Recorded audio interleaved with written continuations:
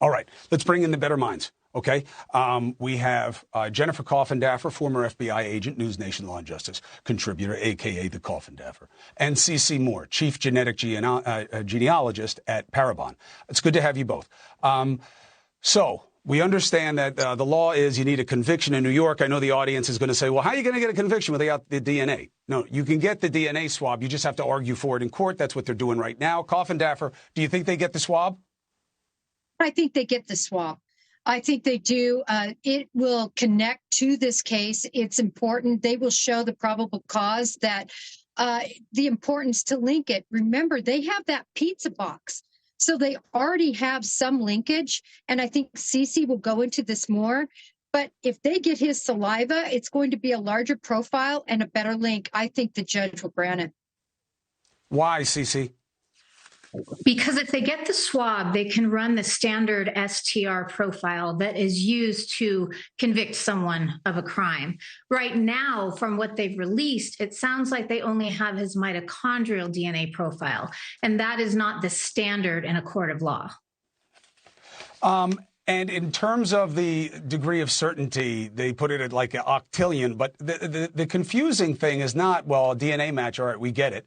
It's how are they going to get DNA from bodies that have been there for so long? Are you referring to identifying the Jane Does or trying to find evidence of the perpetrator? Evidence of the perpetrator. Good question. Yeah, I think in the case of the most recent identification, Ms. Vergata, it will be especially difficult because I believe she was in the water. So that's likely to wash away any evidence of the perpetrator. Of course, we can hope. There's always hope.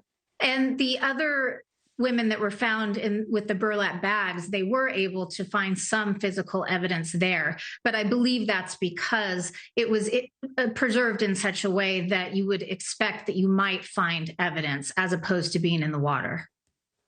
One last interesting thing, CeCe, you don't think DNA is going to be the linchpin, even though that's what you do is genetic analysis. You say it's going to be digital evidence. Why? From what I've read, they have a lot of evidence tying him to this crime that has nothing to do with his DNA. They have a footprint digitally that seems to very closely tie him to the movement of the victims. I'm not saying DNA won't be important, but you're right. I don't think that it is the linchpin in this case. I think it will be an additional piece of evidence that's used. Yeah, there's a DNA adage that came out when we first started using this a couple of decades ago, which was it became that you need DNA or you don't have a case.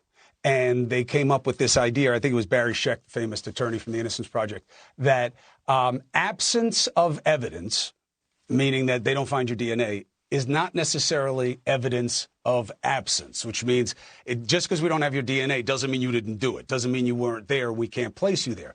But the reverse is also true. In Coffindaffer, that could be this situation, which is Heuermann says, yeah, I was there. I had dates with each of these people, but I didn't kill them. So you need to do more than just put him having had contact with them physically.